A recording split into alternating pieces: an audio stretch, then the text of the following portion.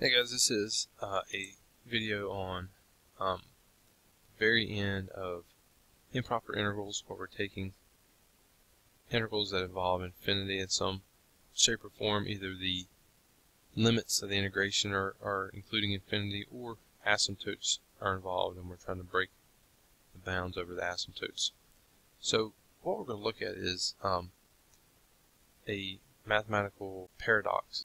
This is called Gabriel's horn, and what it is the graph of y equals 1 over x, and it's from x equals 1 to infinity, and we're taking that thing or rotating it around the x-axis and getting a volume of rotation. So this is an illustration of Gabriel's horn, and as you can see, this is what it would kind of look like, 3D model, but we're allowing b to go to infinity. We're allowing that, and this is where 1 is on the x-axis, the widest opening, and we're allowing the other end to go to infinity. As you see, it gets smaller and smaller and smaller as we go, and we're going to try to find the volume. If I tried to pour water into this thing, how much liquid could it hold, basically? And you know, it's infinitely long, so it, you know, the animation here stops when it's still finite, but it keeps on going and going until it's just infinitesimally thin. As 1 over x graph gets closer and closer to that x-axis, it just keeps getting thinner and thinner and thinner with the volume. So what we're going to do is we're going to do the formula. We're going to come up with, this is for part B, this is the surface area. We're going to do the volume of the solid, the Gabriel's horn, and then we're going to take the surface area, just the outer edge of that thing. Alright, so for part A, to get our cylinders or our shells, whatever you want to call it, so just take a cross section here. This would be our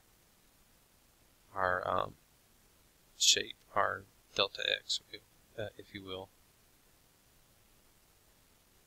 or our dx, whatever you want to call it. And then we're rotating this thing around to create the cylinder. So the cylinder would kind of look like that. And then the radius of this thing, as you can tell, is the height of the function.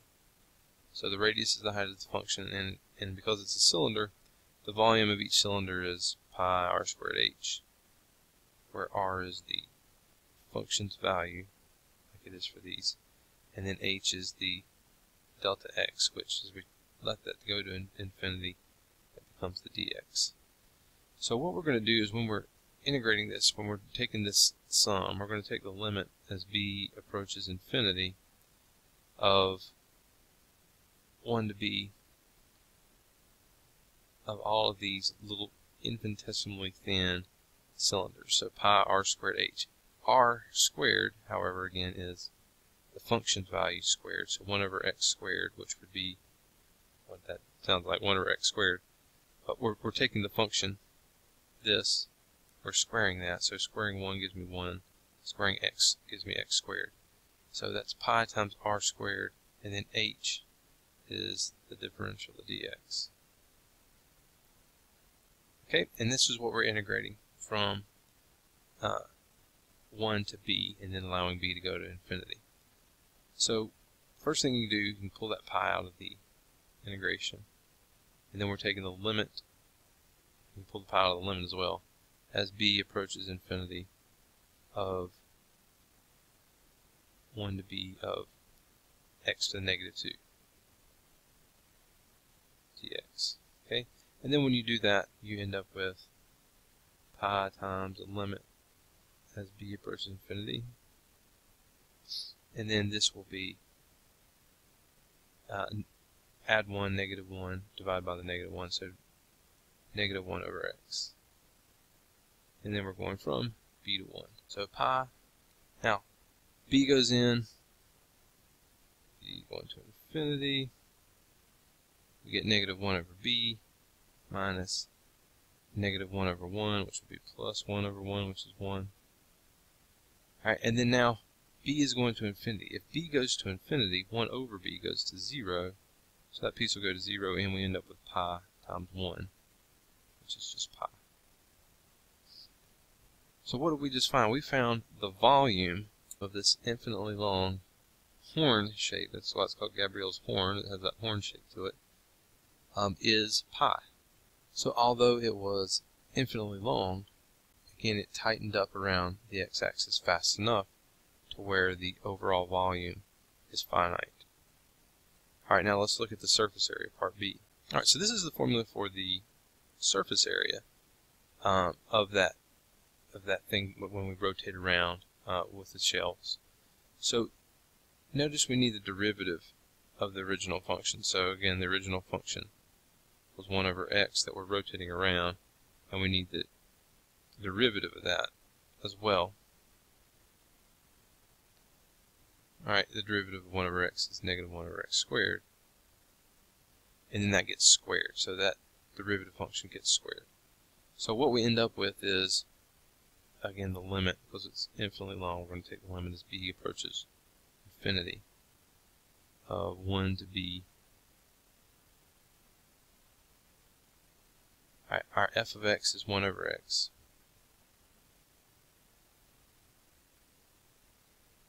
And then times the square root of 1 plus f of x squared. This squared is going to be negative times the negative is a positive, and then x squared times x squared is x to the fourth. So we end up with 1 plus 1 over x to the fourth dx. Alright, again, 2 pi can come all the way out. And right here, what we're going to do here is we're going to factor out a 1 over x to the fourth.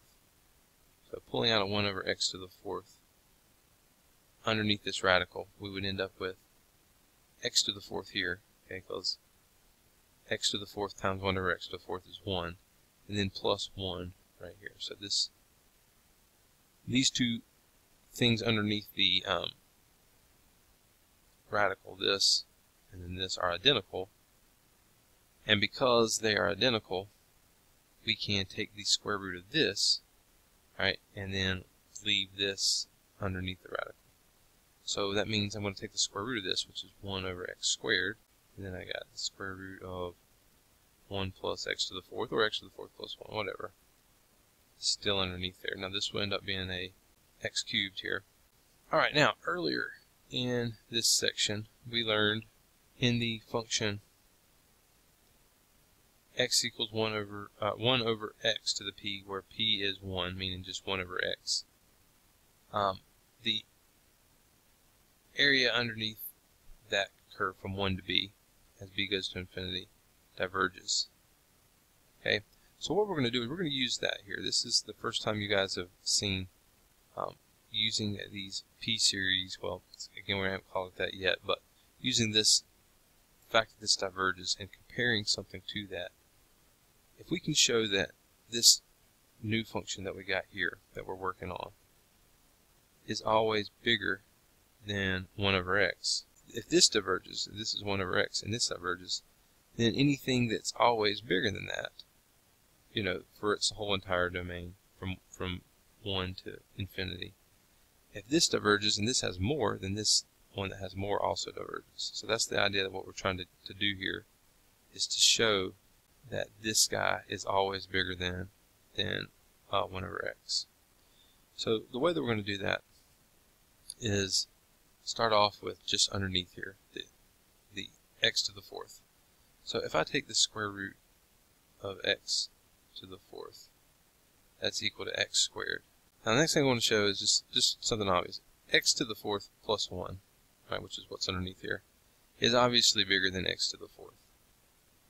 Okay, well, the square root of x to the fourth plus 1 then is obviously bigger than the square root of x to the fourth, because if it's bigger here, then its square root is bigger. And this is x squared, so what we've shown is this is bigger than x squared. Alright, now last thing, we're going to multiply this by 1 over x cubed, and we get our integrand, 1 over x cubed times the square root of x to the fourth plus 1 is greater than, right, 1 over x cubed times x squared, which is equal to 1 over x. So if you see it right there, we've just shown that our integrand is always bigger than, okay, we're not specifying any x's except for, you know, the limits that we're doing this on. We're saying that this thing is always bigger than 1 over x. And since 1 over x always diverges, or diverges on this from 1 to b as b goes to infinity, then this diverges. So this thing blows up. The surface area is infinite. Okay, infinite surface area, but finite volume. Right, that's the conundrum with Gabriel's horn, is I can fill it up with paint. I can turn it over, even though it's infinitely long, and pour paint into it and fill it up with a finite amount of paint, and not a very huge amount of paint, pi, in between 3 and 4 cubic units of paint, but I cannot paint it. I can't paint the outside of it. There's not enough paint in the world to paint all of it, but there is enough paint to fill it up, right? Which is just, it just hurts your brain to think about it too much. Alright, but that's Gabriel's horn. That's one of the many strange things that happen in infinity. But this paradox is very well known. You can research it. You can just give it a Google search and read all kinds of interesting things about it.